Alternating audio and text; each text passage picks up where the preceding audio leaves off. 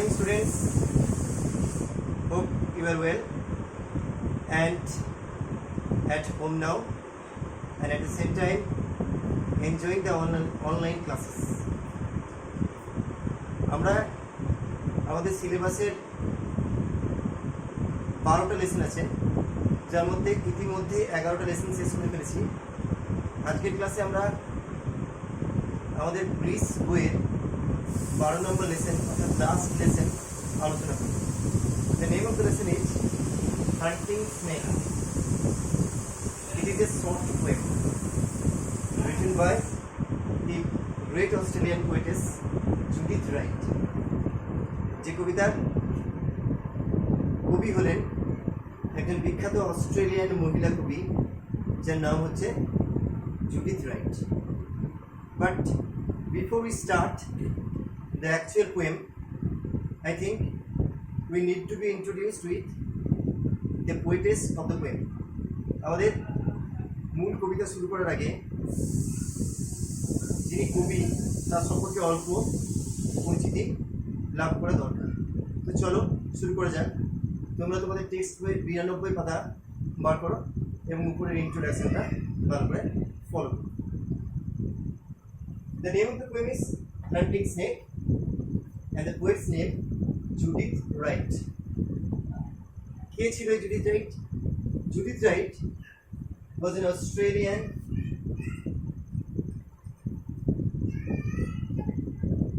poet. তিনি একজন Australian কবি ছিলেন। In fact, she is regarded as the first woman poet of Australia. তিনি অস্ট্রেলিয়ার প্রথম মহিলা কবি হিসাবে সমাদৃত। দ্বিতীয় ছিলেন একজন ক্রিটিক ছিলেন, সমালোচক ছিলেন। At the same time, she was an environmentalist. একজন পরিবেশবিদ ছিলেন এবং একজন সোশ্যাল অ্যাক্টিভিস্ট ছিলেন।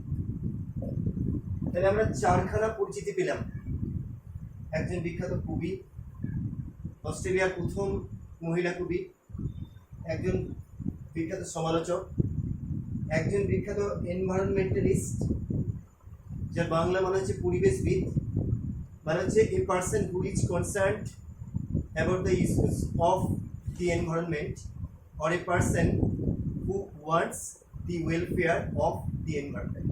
মানে হচ্ছে এমন একজন ব্যক্তি বা মানুষ যিনি পরিবেশের মঙ্গল চান এবং পরিবেশের মঙ্গলের জন্য তিনি বিভিন্ন উদ্যোগ নেন।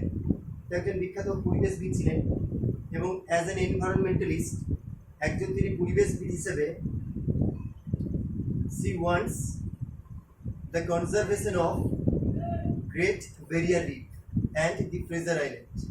অস্ট্রেলিয়ার তোমরা বিখ্যাত দ্য গ্রেট ব্যারিয়ার রিফের নাম ভূগোলের বইয়ে পড়েছ। তো এই গ্রেট ব্যারিয়ার রিফ সংরক্ষণের জন্য তিনি বিশেষভাবে উদ্যোগ নিয়েছিলেন। এবং অস্ট্রেলিয়ার একটা আইল্যান্ড আছে ফ্রেজার আইল্যান্ড। তো এই ফ্রেজার আইল্যান্ড এটাকেও তিনি সংরক্ষণের জন্য তিনি উদ্যোগে নিয়েছিলেন। এছাড়াও she was an active social activist. তিনি একজন সক্রিয় সমাজ কর্মী ছিলেন এবং she advocated for the rights of the Aboriginal people. তিনি যারা অস্ট্রেলিয়ার আদিবাসী তাদের অধিকার রক্ষার জন্য তিনি দীর্ঘদিন ধরে লড়াই করে গেছেন। তো এই বিখ্যাত মহিলা কবি জন্মগ্রহণ করেছিলেন, she was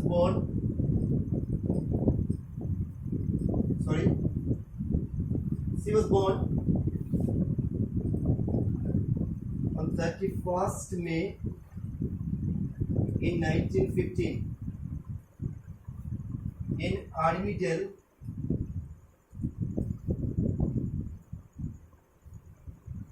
in New South Wales. অস্ট্রেলিয়ার নিউ সাউথ ওয়েলস প্রদেশের আর্মিডেল বলে একটা জায়গা, সেই আর্মিডেলে তিনি 31শে মে 1915 সালে জন্মগ্রহণ করেছিলেন। তার বাবার নাম ছিল Philip Wright.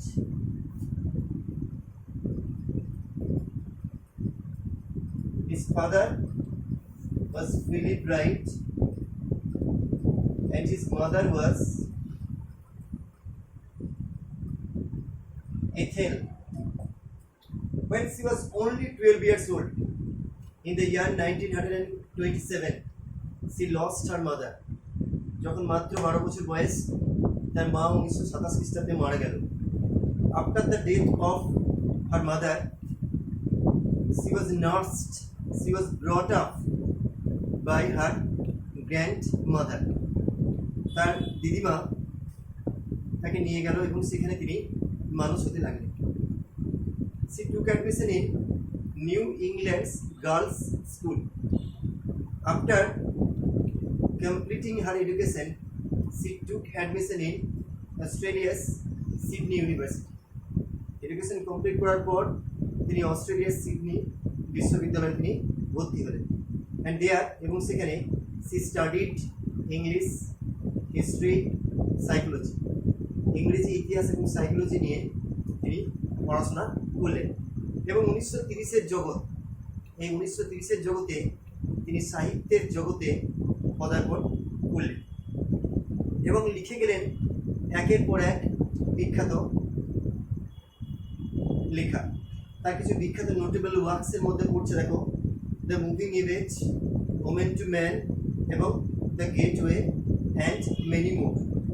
এগুলো হচ্ছে তার কিছু কিছু বিখ্যাত লেখা।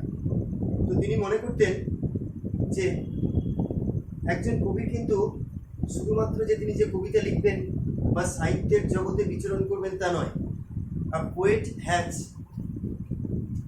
আদার রেসপন্সিবিলিটিস টু।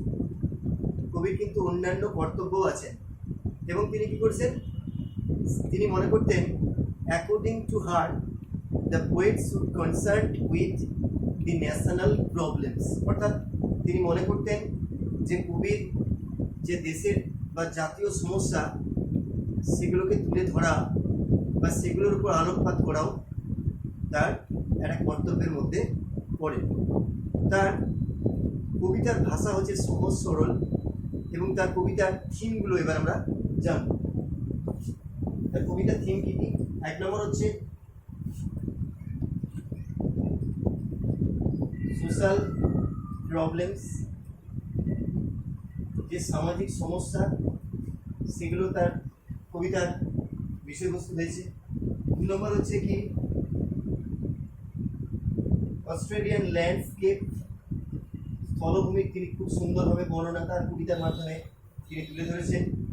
3 নম্বর হচ্ছে যে পোর্ট্রেল of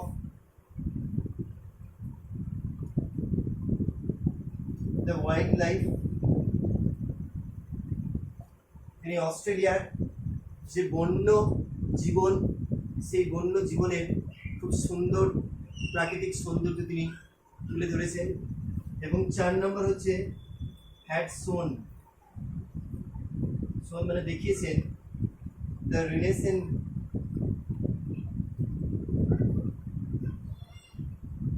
between man and nature. মানুষের সঙ্গে প্রকৃতির যে সম্পর্ক সেটার উপর তিনি আলোকপাত তিনি করেছেন। এবং এই বিখ্যাত মহিলা কবি 2000 সালে মৃত্যুবরণ করেন। তো আজকের ক্লাসে আমরা আলোচনা করব তার লেখা একটা ছোট কবিতা যার নাম হচ্ছে হান্টিং স্নেক। কবিতার নাম হচ্ছে হান্টিং স্নেক বা শিকারী সাপ। আচ্ছা, আমরা তো সবাই সাপ দেখেছি এবং সাপ হচ্ছে এমন একটা অ্যানিমাল বা এমন একটা ক্রিয়েচার যেটাকে দেখলেই আমাদের আতঙ্ক হয় বা ভয় পায়। এই যে সাপ সম্পর্কে আতঙ্ক, এটাকে ইংলিশে কি বলে জানো? সেটাকে বলা হয় ওফিডিওফোবিয়া। ফোবিয়া মানে ভয়। তাহলে সাপ সম্পর্কে আমাদের যে ভয় বা ভীতি, খুব অল্প ব্যক্তি আছে যারা সাপকে ভয় করে। তো এই সাপ সম্পর্কে যে ভীতি থাকে ইংলিশে বলা হয়, সিঙ্গেল ওয়ার্ডে বলা হয় ওফিডিওফোবিয়া। এবং বিশেষত যে সাপটা শিকার করতে বেরিয়েছে সেটা তো অবশ্যই একটা ডেঞ্জারাস বা একটা ভয়ের কারণ। তো আজকে আমরা এমনই একটি সাপ সম্পর্কে এই কবিতায় দেখব যে সাপটা শিকার করতে বেরিয়েছে। কবিতার নাম দ্য হান্টিং স্কিপ। তোমরা তোমাদের টেক্সট বইয়ের 92 পাতা ভালো করে ফলো করো। কবিতাটা অনলি 16 লাইন্স। স্ট্রাকচারটা দেখে নি কবিতাটা হচ্ছে 16 লাইনের, 16 লাইন্স উইথ 4 কোয়ার্টেন্স। কবিতায় 4টে কোয়ার্টেন্স আছে। কোয়ার্টেন কাকে বলবো? 4 লাইনের যে স্ট্যান্ডাগুলো থাকে তাকে বলা হয় কোয়ার্টেন। তাহলে 4টে কোয়ার্টেন আছে, 4 × 4 মিনস 16 লাইন্স। কবিতায় 16টি লাইন আছে এবং কবিতাটা একটা বিশেষ রাইম স্কিম, একটা ছন্দ মেনটেন করছে। সেই ছন্দটা হচ্ছে ফার্স্ট 3টে স্ট্যান্ডা এপি এপি,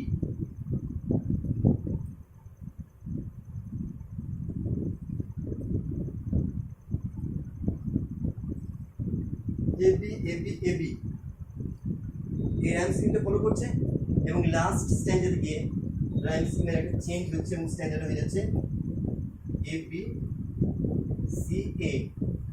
তাহলে 4টে স্ট্যান্ডা আছে এবং ফার্স্ট 3টে স্ট্যান্ডা এবি এবি এই রাইম স্কিমটা ফলো করছে এবং 4 নম্বর স্ট্যান্ডা এবি সি এ এই রাইম স্ট্যান্ডাটা ফলো করছে। তো চলো আমরা প্রথমে ফার্স্ট স্ট্যান্ডাটা রিডিং করি, তারপরে তার শক্ত যে ওয়ার্ডগুলো তার সিনোনিমস বেঙ্গলি মানে জানবো এবং তারপর লাইন বাই লাইন আমরা বেঙ্গলি মানে আলোচনা করবো এবং লাইনটাকে অ্যানালাইসিস করব। So let's get started. Sun warmed in the late season's grace. Under the autumn's gentle sky, we walked and froze half through a pace. The great black snake went wailing by. First line যেটা আমরা দেখলাম, সান worm, সূর্য উষ্ণভাবে কিরণ দিচ্ছিল। Worm মানে হচ্ছে উষ্ণতা। এখানে worm শব্দটাকে verb হিসাবে ব্যবহার করেছে এবং দেখো পাস্ট টেন্স যে বর্ণনা দিয়েছেন warmed, that is the past form of the verb warm. Sun warm মানে সূর্য কিরণ দিচ্ছিল in the late seasons grace. Late season মানে হচ্ছে বিদায়ী ঋতু। তোমরা you should know that in Australia late season means autumn. অস্ট্রেলিয়াতে লেট সিজন বলতে বোঝানো হয় অটামকে। তাহলে দ্য সান ওয়ার্মড সূর্য উষ্ণভাবে কিরণ দিচ্ছিল ইন দ্য লেট সিজনস বিদায়ী ঋতু গ্রেস। গ্রেস মানে কি? গ্রেস মানে সৌন্দর্য, চার্ম, বা বলতে পারি বিউটি। তোমরা এই ওয়ার্ড মিনিংগুলো খাতায় লিখে রাখবে। তাহলে গ্রেস মানে কি? গ্রেস মানে যে চার্ম বা বিউটি। ফার্স্ট লাইনের বাংলা ওয়ার্ডটা দেখি, সান ওয়ার্মড সূর্য উষ্ণভাবে কিরণ দিচ্ছিল ইন দ্য লেট সিজনস বিদায় ঋতুর গ্রেস মানে সৌন্দর্যে বা লাবণ্যে। তো প্রথম স্টেজে দেখলাম যে সূর্যটা কেমন দিচ্ছে, সূর্যটা উষ্ণভাবে কিরণ দিচ্ছিল। দেখো কবি এখানে হট এই শব্দটা না বলে কবি শব্দটা কি ব্যবহার করলেন? ওয়ার্ম, অর্থাৎ উষ্ণ। তাহলে কি জানতে হবে যে হট এবং ওয়ার্ম এই দুটো শব্দের মধ্যে কি কোনো ডিফারেন্স আছে? অবশ্যই আছে। ওয়ার্ম মানে হচ্ছে এমন একটা টেম্পারেচার যেটা কিন্তু খুব বেশি হাই নয়। So warm means a kind of temperature,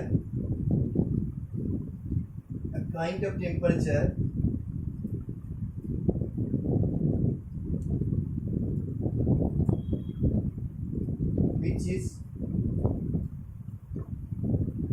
not so high. তাহলে ওয়ার্ম মানে এমন একটা টেম্পারেচার যেটা খুব বেশি কিন্তু উত্তপ্ত নয়। যে টেম্পারেচারটা কেমন? যে টেম্পারেচারটা হচ্ছে প্লিজেন্ট, মনোরম, যে টেম্পারেচারটা হচ্ছে কমফোর্টেবল, যে টেম্পারেচারটা হচ্ছে আরামদায়ক। যেমন ধরো শীতকাল বা হেমন্তকাল বা শরৎকাল, এই সময় কি সূর্য উঠলে সূর্য যেমনভাবে কিরণ দেয় সেই কিরণটাকে আমরা কি বলতে পারি? ওয়ার্ম। মানে এই কিরণটা আমাদের দেহে আনকমফোর্টেবল বা অস্বস্তি সৃষ্টি করে না। শীতকালে যে সূর্যটা যখন উঠে কিরণ দেয় তখন কি হয়, সেই টেম্পারেচারটা আমাদের কাছে বেশ মনোরম মনে হয়, বেশ প্লিজেন্ট মনে হয়, বেশ একটা কমফোর্টেবল, বেশ আরামদায়ক মনে হয়। কিন্তু হট, হট মানে কি? এমন একটা temperature, kind of temperature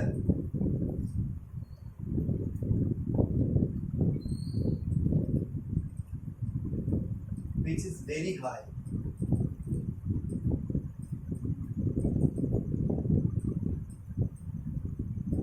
Uncomfortable.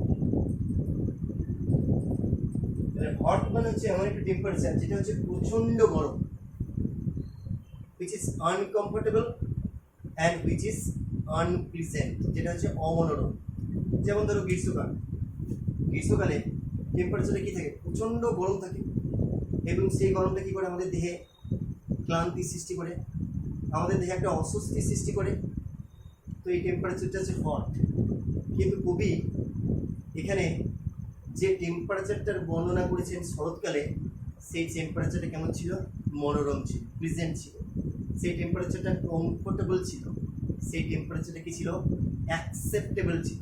আমরা যখন লিটারেচার বা সাহিত্যে হট শব্দটা ব্যবহার করি তখন কী হিসাবে ব্যবহার করি? অ্যাঙ্গার, মানে রাগ বোঝাতে আমরা হট ব্যবহার করি। So hot is a negative adjective, but on the other hand in literature, সাহিত্যে ওয়ার্মটা কি? Warm is a positive adjective which is present, যেটা হচ্ছে কি ভালো লাগার সঙ্গে জড়িত, which is associated with love, which is associated with fondness। তো এখানে যে টেম্পারেচারটার কথা বলা হয়েছে শরৎকালে, সেই টেম্পারেচারটা কেমন ছিল? মনোরম ছিল। সূর্য কিরণ দিচ্ছিল, কিন্তু সেই কিরণটা কেমন ছিল? সেই কিরণটা ছিল মনোরম। So the sun was glittering and the temperature was moderate, the temperature was pleasant, the temperature was comfortable। প্রথম লাইনে দেখো কবি একটা অলংকার ব্যবহার করলেন, যে অলংকারটার নাম হচ্ছে পার্সনিফিকেশন। ইতিপূর্বে আমি ক্লাসে পার্সনিফিকেশন সম্পর্কে বেশ কয়েকবার আলোচনা করেছি। তবে একবার বলে দিই পার্সনিফিকেশন জিনিসটা কি। Personification is a figure of speech, মানে হচ্ছে একটা অলংকার। তোমরা যদি ইংরেজি অনার্স নিয়ে পড়ো বা হায়ার স্টাডিজ যখন পড়বে তখন পার্সনিফিকেশন সম্পর্কে তোমরা ডিটেলে জানো। তবুও মোটামুটি এখন জেনে রাখো, পার্সনিফিকেশন হচ্ছে a figure of speech where, যেখানে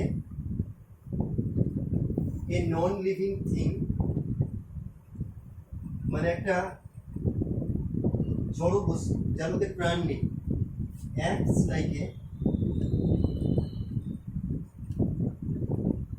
লিভিং বিং, একটা জীবন্ত সত্তার মতো একটা আচরণ করে, তখন সেটাকে আমরা বলবো পার্সনিফিকেশন। দেখো season is not a living being, season তো কোনো জীবন্ত কোনো সত্তা নয়।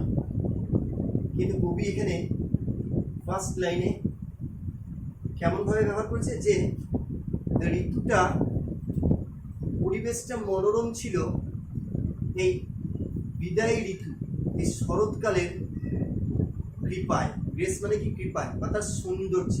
অর্থাৎ এখানে শরৎকালকে কবি একটা মানবীয় সত্তা দিয়েছে।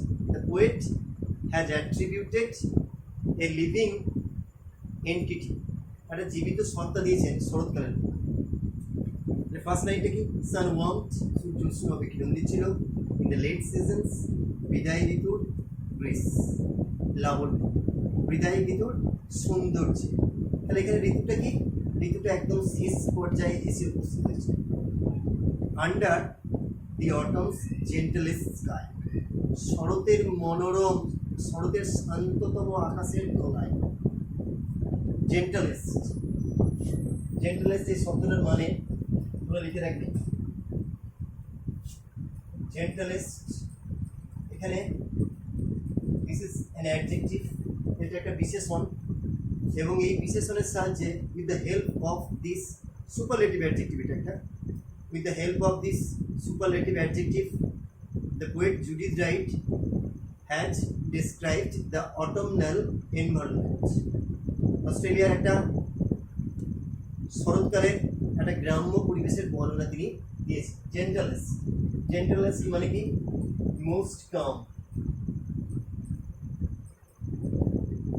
একটা শান্ততম আকাশ।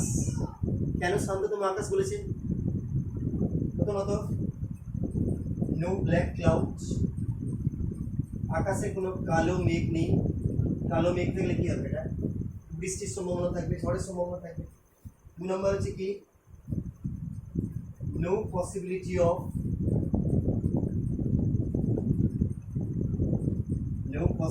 অফ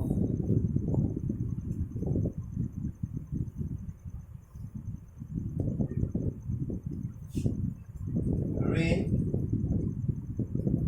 storm and thunder, অর্থাৎ থান্ডার মানে বজ্রপাত, ঝড় এবং বৃষ্টির কোনো পূর্বাভাস নেই। আর 3 নম্বর কি? টেম্পারেচারটা আমরা কি দেখলাম? টেম্পারেচারটা হচ্ছে কি? টেম্পারেচার ইজ প্লিজেন্ট বা কমফোর্টেবল। পরিবেশটা কি? প্রচণ্ড পরিমাণে হচ্ছে মনোরমদায়ক এবং আরামদায়ক।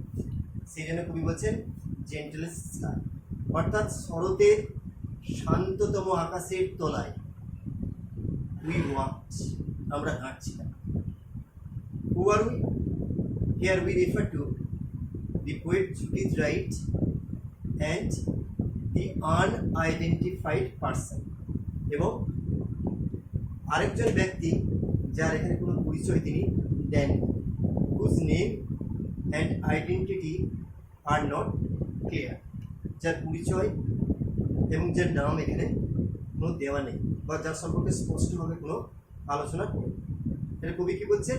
যে আমরা কোনো এক শরতের মনোরম দিনে আমরা একটা গ্রাম্য পরিবেশের মধ্যে হাঁটছি, এবং পরিবেশটা কেমন ছিল? পরিবেশটা ছিল প্রচণ্ড আরামদায়ক।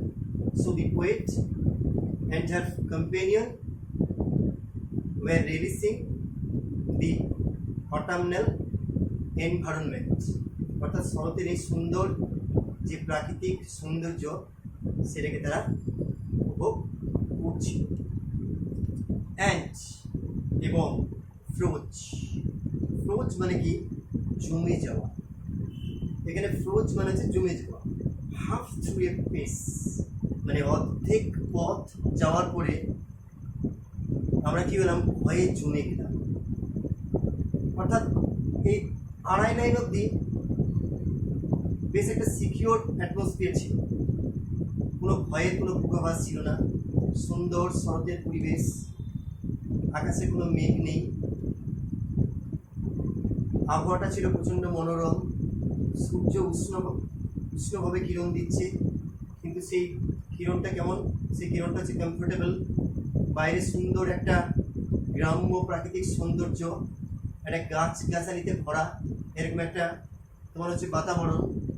সেখানে কবি এবং তার সঙ্গী, যার সম্পর্কে কবি ক্লিয়ারলি কিছু বলেনি, তিনি যে কবির ফ্রেন্ড না তার লাইফ পার্টনার সে সম্পর্কে কিছু বলেনি।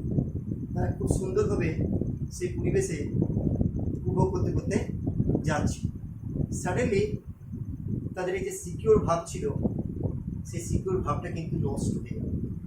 সাডেনলি দেয়ার হ্যাপিনেস ডিসরাপ্টস, দেয়ার হ্যাপিনেস এন্ডস, তাদের যে সুখের পরিবেশ, একটা কাম অ্যাটমসফিয়ার ছিল, একটা ট্র্যাঙ্কুইল অ্যাটমসফিয়ার ছিল, সেই অ্যাটমসফিয়ারটা স্পয়েল হয়ে গেল। এবং কেন? কারণটা 4 নম্বর লাইনে দিয়েছে। সেই অ্যাটমসফিয়ারটা নষ্ট হয়ে গেল এবং তাদের রিয়াকশনটা কী হলো? They are frozen with shock and fear, তারা ভয়ে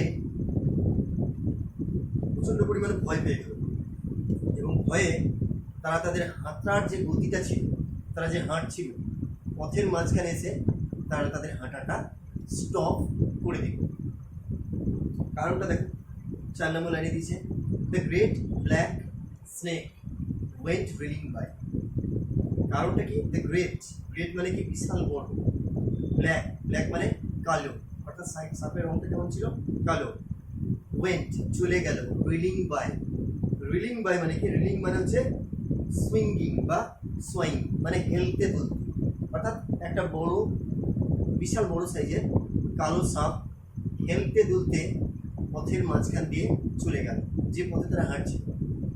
তাহলে তার হাঁটাটা কি হলো? থেমে গেল এবং তারা ভয়ে প্রায় জমে গেল। They were paralysed with fear, এবং তারা আর যেতে পারলো না, তারা এক জায়গায় হল্ট করে গেল।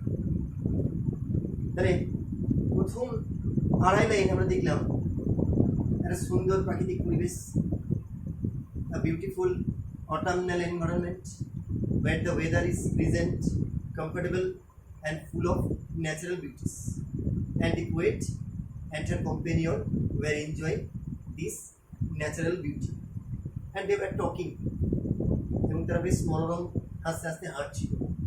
Suddenly their happiness disrupts, the calm atmosphere breaks down, যে একটা শান্তির পরিবেশ ছিল সেটা নষ্ট হয়ে গেল। কারণটা কি?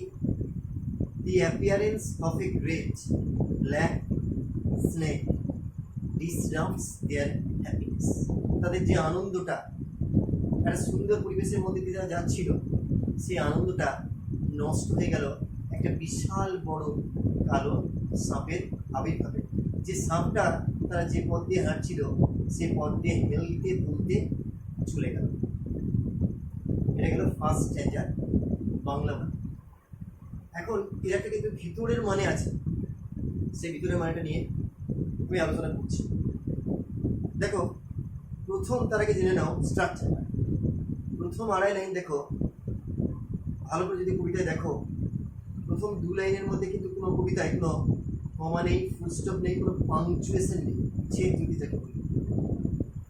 আড়াই নম্বর লাইনে এসে উই ওয়াচ, প্রায় আড়াই নম্বর লাইন, ঠিক আড়াই নম্বর নয়, প্রায় আড়াই নম্বর লাইনে এসে অ্যান্ড বসে, অর্থাৎ যে ফ্লোটা ছিল, যে পাংচুয়েশন ছিল না, যে পজ ছিল না, সেখানে এসে একটা পজ হলো। এই স্ট্রাকচারটাকে বলা হয় এনজাম্পমেন্ট। তোমরা please write down the term enjambment in your exercise book. Enjambment, enjambment কাকে বলবো? এনজাম্পমেন্ট is a term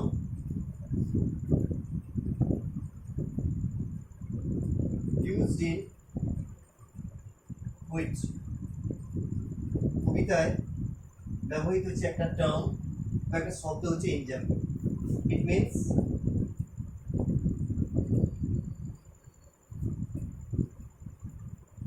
continuation of lines without any pause or punctuation. তাহলে এটা কবিতায় ব্যবহৃত একটা টার্ম, যেটার মানে হচ্ছে যে লাইনটা কন্টিনিউ বা চলবে, যার মধ্যে কোনো পজ থাকবে না, অর্থাৎ যেখানে কোনো থামবে না এবং কোনো ছেদ, জ্যোতি, কমা, ফুল স্টপ বা পাংচুয়েশন যাকে বলে সেগুলো থামবে না। তাহলে প্রথম আড়াই লাইনে দেখলাম যেখানে কোনো কমাও নেই, কোনো ফুল স্টপও নেই, কোনো পাংচুয়েশনও নেই, কোনো পজও নেই। আড়াই নম্বর লাইনে গিয়ে একটা পজ পেলাম, অ্যান্ড পেলাম। যে ফ্লো ছিল সেটা নষ্ট হয়ে গেল। এই যে ফ্লোটা নষ্ট হয়ে গেল এটাকে বলে স্যাচুরে। স্যাচুরেটা কি? এটাও কবিতার সঙ্গে যুক্ত একটা টার্ম,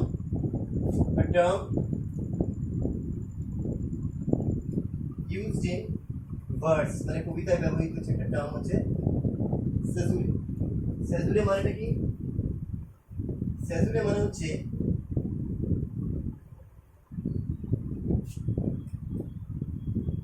a metrical pause বা বলতে পারি আমরা একটা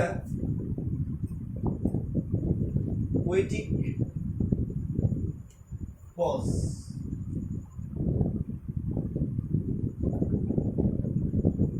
কবিতার একটা যে পজ, এটা থেমে যাওয়া, এটাকে বলা হয় তোমার হচ্ছে সেজুরে, বা আমরা বলতে পারি ব্রেক ইন ভার্স, এটাও বলতে পারি।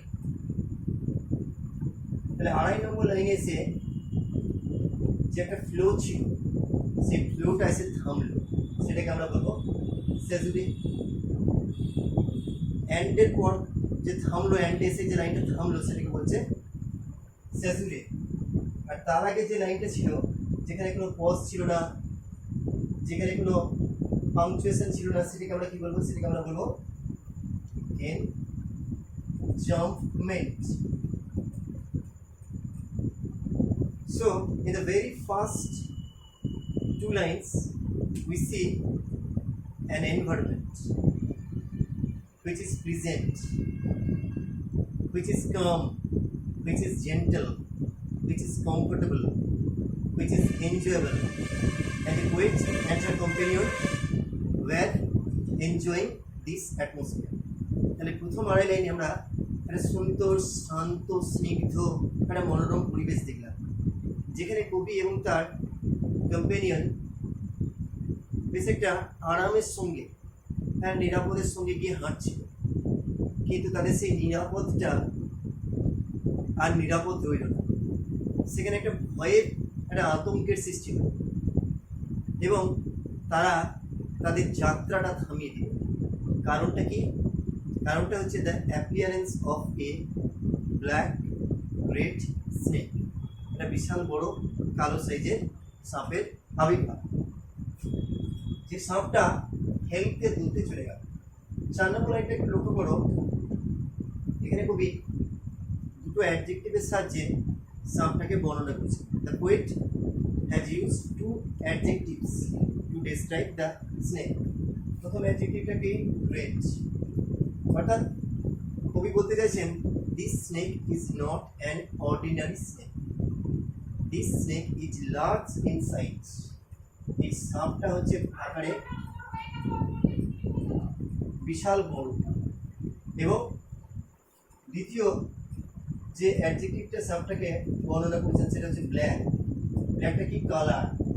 অর্থাৎ সাপের বর্ণনার রংটা কি ছিল? কালো রঙের।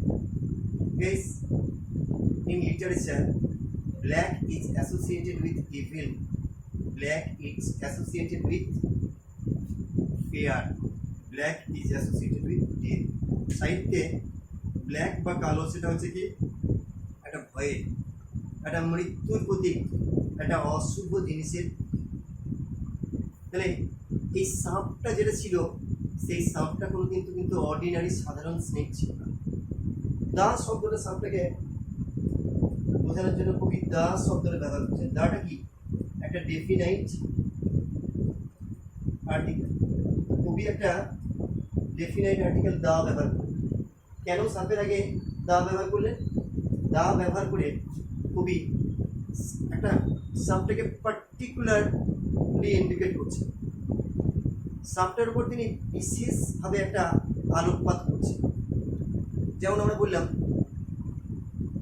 এ ক্রিকেটার, মানে যে কোনো ক্রিকেটার, আর ব্যবহার করলাম দ্য ক্রিকেটার।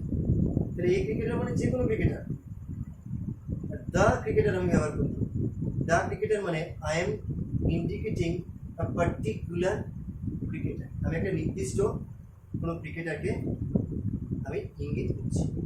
তো এখানে কবি একটা নির্দিষ্ট সাপটাকে ইঙ্গিত করার জন্য কবি একটা ডেফিনাইট আর্টিকেল দা ব্যবহার করেন, এবং সাপটাকে কি বলেছেন? যে এই সাপটা কোনো সাধারণ সাপ নয়। This is not an ordinary snake, this snake is large in size, this snake is bulky, and the snake colour is black. এবং এই সাপের রংটা হচ্ছে কালো। এবং সাপটা কি? রিলিং, অর্থাৎ পথের মাঝখানে হেলতে দুলতে চলে গেল। সুইং, আমরা বলতে পারি সুইঙ্গিং।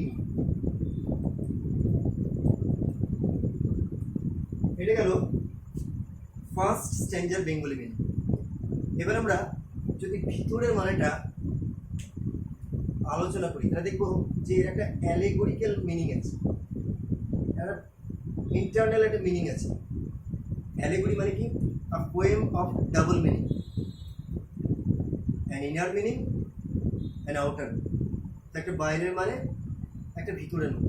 তো ভিতরের মানেটা যদি আমরা আলোচনা করি তাহলে দেখবো যে যে সুন্দর একটা পরিবেশ ছিল, একটা শান্ত স্নিগ্ধ পরিবেশ ছিল, যে পরিবেশটা প্রাকৃতিক সৌন্দর্যে ভরা। এই জায়গাটা হচ্ছে বাইবেলে বর্ণিত দি garden of Eden, the garden of Eden mentioned in Bible, যেখানে মানুষের মধ্যে কোনো ভয় ছিল না, মানুষের মধ্যে কোনো দুশ্চিন্তা বা অ্যাংজাইটি ছিল না, মানুষের মধ্যে কোনো আনহ্যাপিনেস মানে অসুখের কোনো কারণ ছিল না। মানুষ বেশ আরামে দিন কাটাচ্ছিল। কিন্তু সেই মানুষের আরাম নষ্ট হয়ে গেল। সেই গার্ডেন অফ ইডেনে দুজন থাকতো, একজন হচ্ছে কে? Adam, and the other person is Eve. Adam এবং ইভ। অ্যাডাম হচ্ছে পুরুষ এবং ইভ হচ্ছে তার স্ত্রী মহিলা। তাই যে উই বলতে কবি ইঙ্গিত করেছেন অ্যাডাম এবং ইভকে, বা বাংলায় বলা হয় মনু এবং শতরূপা, যারা হচ্ছে প্রথম মহিলা এবং পুরুষ বিশ্বে। তো তারা স্বর্গের ওই ইডেন গার্ডেন বা নন্দনকাননে বেশ আরামসে দিন কাটাচ্ছিল। কিন্তু আমরা যখন বাইবেলটা পড়ি তখন কী দেখলাম? বাইবেলটায় আমরা দেখলাম যে তাদের এই আরামটা কিন্তু, তাদের এই শান্তিটা কিন্তু চিরদিন থাকলো না। তাদের দিনগুলো আর সোনার খাঁচায় থাকলো না। স্যাটান বা শয়তান সাপের বেশ ধরে সেই গার্ডেন অফ ইডেনে প্রবেশ করল এবং প্রবেশ করে তাদেরকে গডের এগেনস্টে ইনস্টিগেট করল। গড তাদেরকে বলেছিল সেখানে একটা ট্রি অফ নলেজ, একটা জ্ঞান বৃক্ষের গাছ ছিল। তো জ্ঞান বৃক্ষের ফল খেতে তাদেরকে নিষেধ করেছিল। গড বলেছিল যে তোরা যা চাইবি সব পাবি, কোনো কিছুর অভাব তোদের হবে না। শুধু তাদেরকে একটা জিনিসই মানা করেছিল যে ট্রি অফ নলেজ বা জ্ঞান বৃক্ষের ফল তোরা খাবি না, খেলে কিন্তু মহা বিপদ তোদের হবে। এই স্যাটান যে ছিল গডের শত্রু এবং যে গডের এগেনস্টে লড়াই করেছিল এবং যুদ্ধে হেরে স্বর্গ থেকে বিতাড়িত হয়েছিল, নরকে পড়েছিল। সেই নরক থেকে তখন সে সাপের বেশ ধরে স্বর্গে প্রবেশ করেছিল এবং অ্যাডাম এবং ইভকে,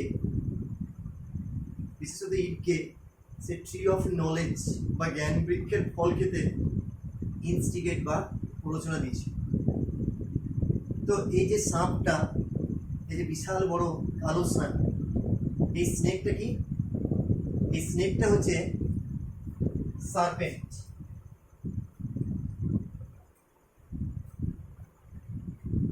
mentioned in the Bible.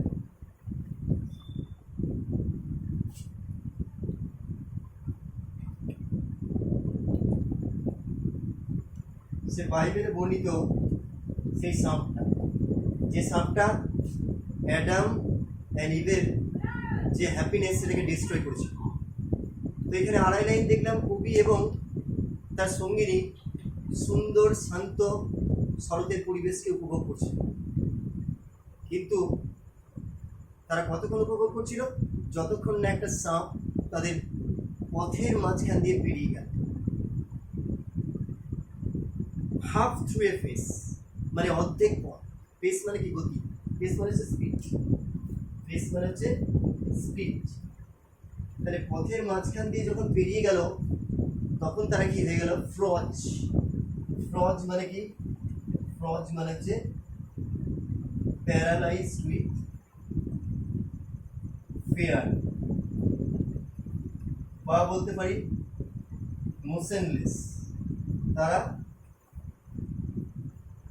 ভয়ে আতঙ্কে তারা নিশ্চল হয়ে গেল, তারা মোশনলেস হয়ে গেল।